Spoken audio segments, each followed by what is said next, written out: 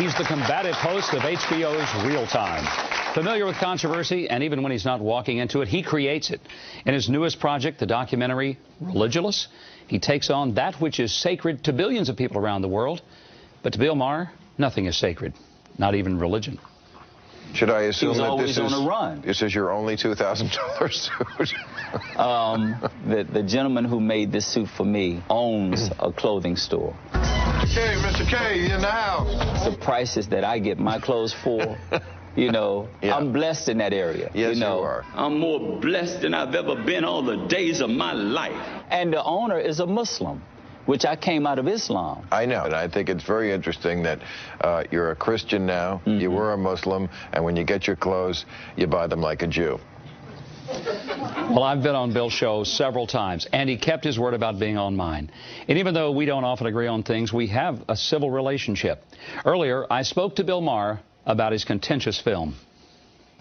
Bill, I've seen the movie Religulous. It's an interesting movie. I doubt that most of the people in my church are going to want to sit all the way through it, although I found it rather entertaining. But I got to ask you something. Having seen it, it just made me wonder, did you get hit by a church bus when you were a little kid somewhere along the way? No, we drove to church in the old family Chevy. But I have to take issue with that. You know, religious people have been enjoying this movie because it's about a subject that they like, religion. And there's not a lot of movies about that. And also, I think they're surprised to find that it's not mean-spirited. Yes, my point of view is probably different from yours. But for those who thought I was going to be mean and sticking fingers in people's eyes, that's not what this movie is. It's just asking questions and bringing up issues that maybe you never hear, questions you never hear, like why is faith good? Very simple questions. Bill, from the perspective, do you just come to the conclusion that all religion is essentially harmful, or do you see any value in those of us who have some level of faith and practice it fervently? Well, there's no denying that some good has come about from religion. I mean, there are soup kitchens and charities and missionaries and so forth. That's undeniable, and I don't try to deny it. What I would say is that it comes at a terrible price. Suicide bombings and religious wars and crusades and burning witches and having sex with children, and I could go on and on. And there is absolutely no reason why charitable ethical acts can't take place without the myths, without the things that actually cause all this harm in the world. But many of us, I think, would take issue, Bill, that church bombings or suicide killings are the result of true religion, but a perversion of true religion. There are excesses in everything. There are excesses in sports. I mean, my gosh, we watched the Philadelphia Phillies fans the other night. I don't think anybody would say that that's just the way every sports fan behaves who starts rocking cars and burning things. So is it a little harsh to say that if you find some excesses, even in religion, that it doesn't mean that there's some authenticity in it as well? Well, you're apologizing away an awful lot of violence and hatred in the world to excess.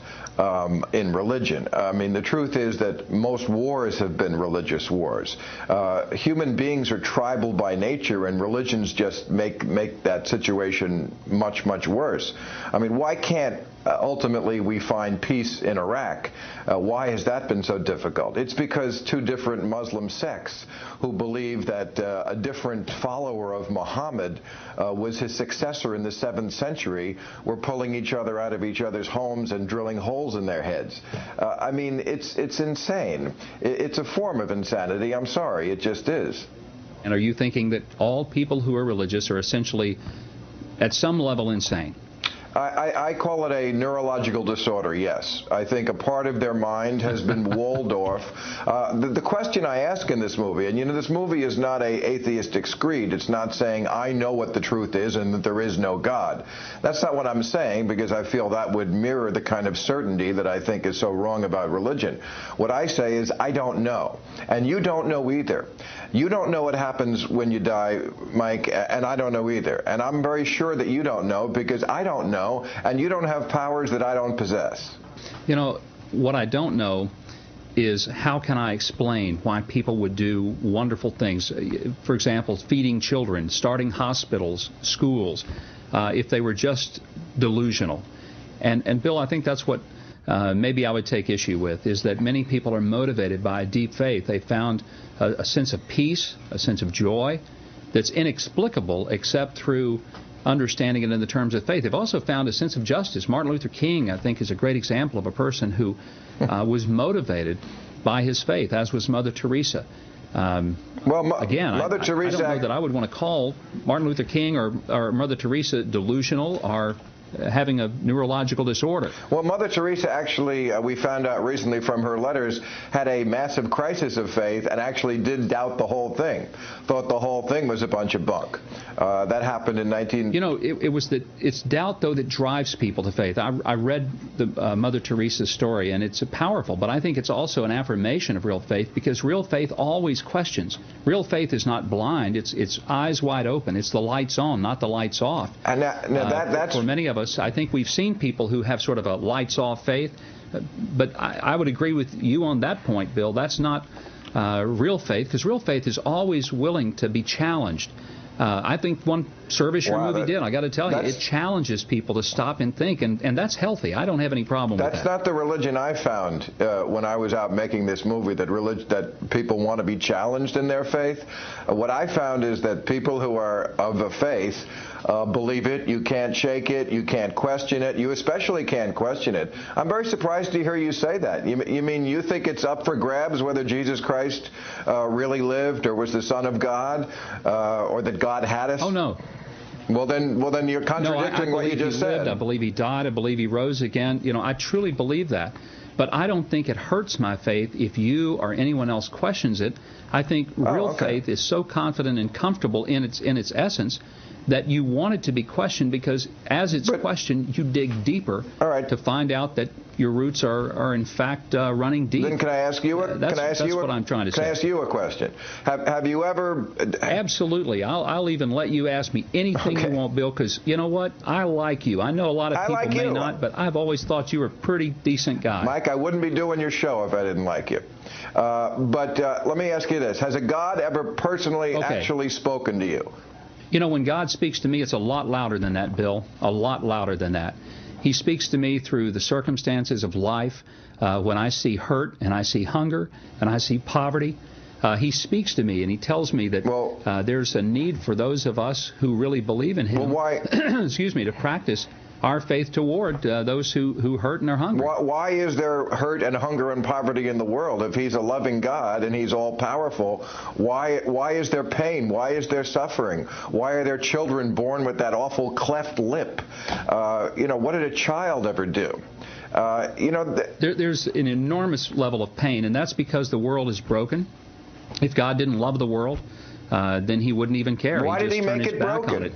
Those of us...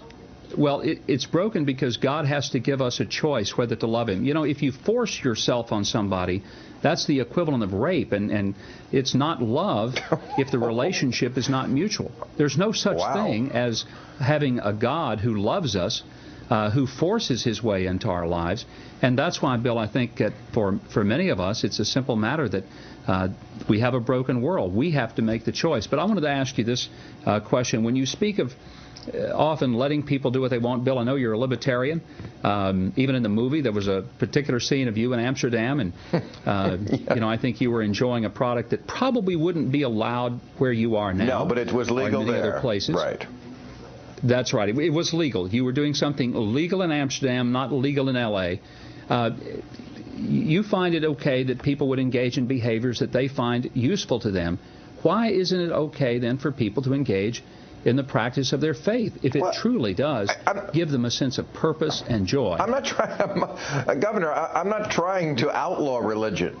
Okay, you can believe whatever you want. You want to believe in the spaghetti monster or the Klingons, that's fine. I'm just trying to present a point of view that millions and millions, tens of millions of even Americans, yes, Americans believe. There are even Americans who are rationalists. And for those of you who would say, and you might be among them, that society falls down when we stop having faith and believing, it doesn't. And we have proof of that because all of Western Europe has thrown religion in the ash heap of history. You look at almost any country in Western Europe, and the levels of atheism, agnosticism are well above 50%. They have grown up. They have taken these things that are obviously myths from the Bronze Age and said we no longer need to live by them. I don't know why people just don't give themselves a break. You don't have to worship something. There are enough real problems in the world. And Bill, I want to say there are a lot of problems, and I hope that whether people approach them from a religious standpoint or not, they work to solve them. My problem is we're out of time. I appreciate yours. It's great to visit with you. Thank you. I wish you the best, and we'll continue this discussion some of these days. Okay, Governor. Please come back and see us on my show. Thank you.